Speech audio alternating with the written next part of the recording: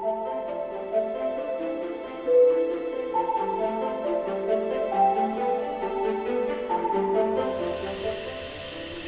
welcome to my very first video of my game, Spellbook.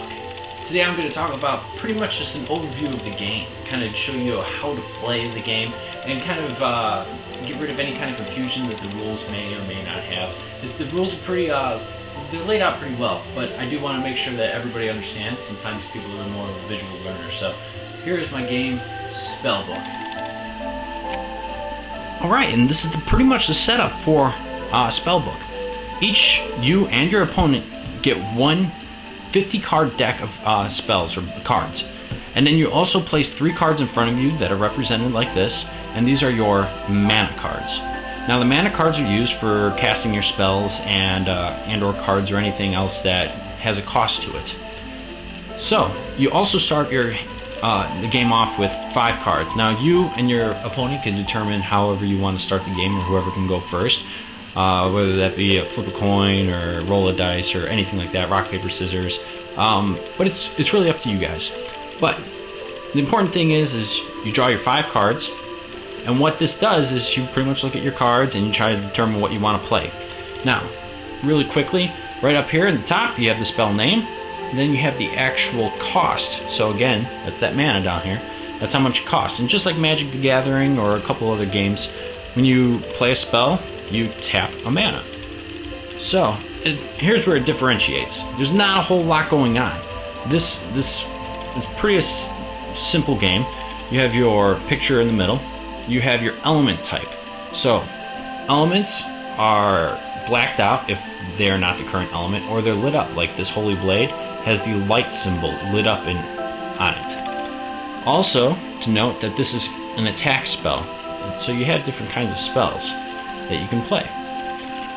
Lastly, right down here is what kind of effect it's going to take. So this right here, when you see the wand, you know immediately that that's going to be an attack towards your opponent. So this would do 3 damage. What is it damaging, you might be asking? Well, your deck. Your deck acts as your life force, or your life points, or your health. However you guys want to put it, your deck is your life. So it's very important to try to, I mean, yes, it's great to have all these spells in your hand and I can do this and do this, but it's hand management, so you really want to make sure you're playing the best combos of cards so you're not constantly drawing out of your deck. Now there are other spells that can help take the cards from your discard pile and place them back into your deck, but we'll get into that a little bit later. So, it's important for me to kind of note this, but whatever. So here we go. So, say I want to play this card, the Holy Blade. This is going to do 3 damage to my opponent. So what I do is I place it in front of me, and I tap a mana. You untap mana at the start of your next turn.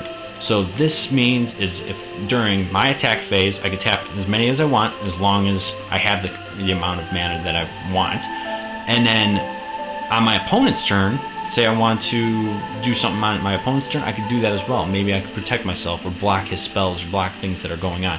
So this will come in handy in a little bit. So say I want to do this Holy Blade spell. 3 damage to my opponent. He decides he doesn't want to block.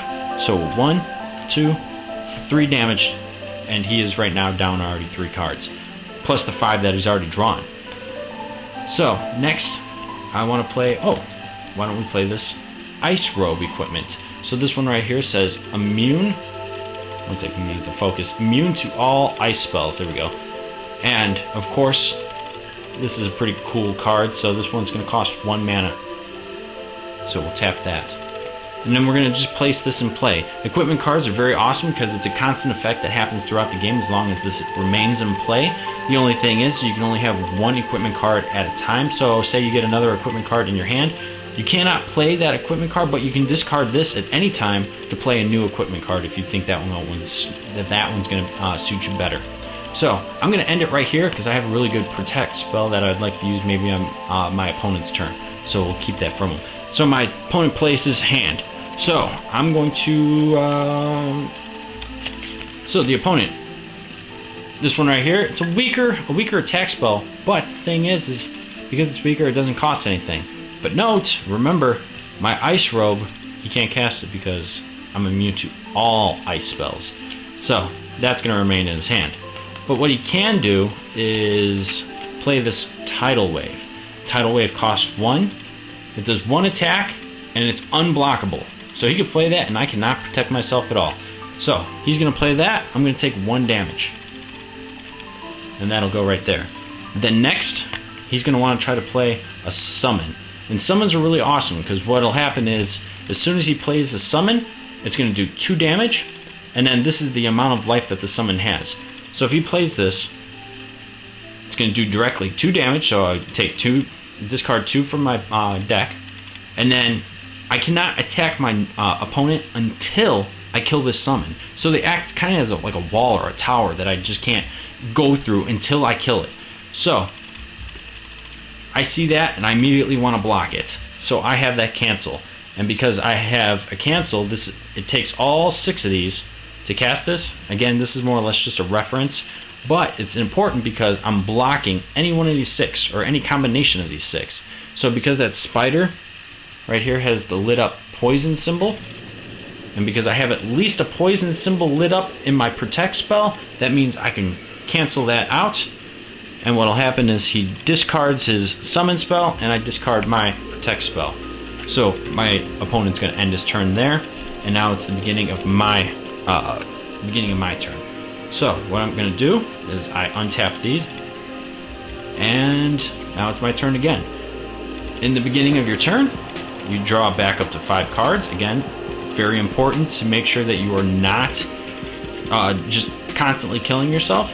But remember, your opponent's doing the same thing, so you want to make sure that you stay on top of whatever your opponent's doing. A couple other things to note quickly is if you have more than 5 cards or 5 cards already in your hand, you don't have to draw anything out of your discard pile. A couple really cool things I want to share with you guys is heal spells. There's a couple different heal spells. One gives you more life. One can, let's see if I can find one right here. One has the spellbook right here, which will take from my discard pile, and it'll place the top card from my discard pile into my hand. The heal spell, I can take 1 from my discard pile and I place it into my deck, and then I shuffle my deck. So you're just healing yourself. And then there's another one that will give you an additional mana to use during your turn. The last kind of spell I want to show you guys are trap spells. Trap spells are really cool. This one's kind of a weirder one, but still cool. So this one's called Blinding Trap. It would cost me 1 mana to cast. As soon as I cast it, I play it upside down, so that the opponent does not know what I'm actually playing. So what will happen is, during his attack phase, what will happen is, if he plays any light attack spells, and they can only be attack spells for traps, if he plays any light attack spells, flip this over and it'll block it. So it's very, very cool because you're keeping things hidden from your opponent, but at the same time, you know, you got yourself a little bit of backup, so you don't have to use all your protect spells to try to block stuff. You can go, oh well, you know, I've got this trap, I'm going to block that attack spell. But he can come around and say he had cancel also in his hand. He can go around and just say, oh well, I canceled that trap and my attack's still coming through. So see how all these combos can really kind of take the game by storm here. So it's very good. It's a very versatile game. It's very awesome. A lot of fun. A lot of combos that can be had, and especially with cards with this symbol right here. Let's see, right here. This one's a perfect one. Kurse. So this is another attack spell. This is a dark spell, dark element. Does 2 damage. What this scroll means is it's the next card you play is free. So I can have the most damage dealing card in the game, or some of the most damage dealing, like Vile Growth. Just 3 cast. I mean, that's all your mana, and it's 5 damage though, so it's doing some crazy amount of damage. And all I would have to do is just have that Kurse card in my hand. I play this, I tap 1 of my mana, and then the next card I play is going to be free, so I can play Vile Growth. So you see how this game can be really awesome. Other than that, that's pretty much all I got. So if you guys have any questions or comments, please leave them down below. And definitely subscribe. If you like this game, check it out on GameCrafter. Again, the game is called Spellbook. And if you have any questions about the rules or how this game is played, please let me know down below as well. Other than that, thanks a lot for watching, and I hope to see you next time.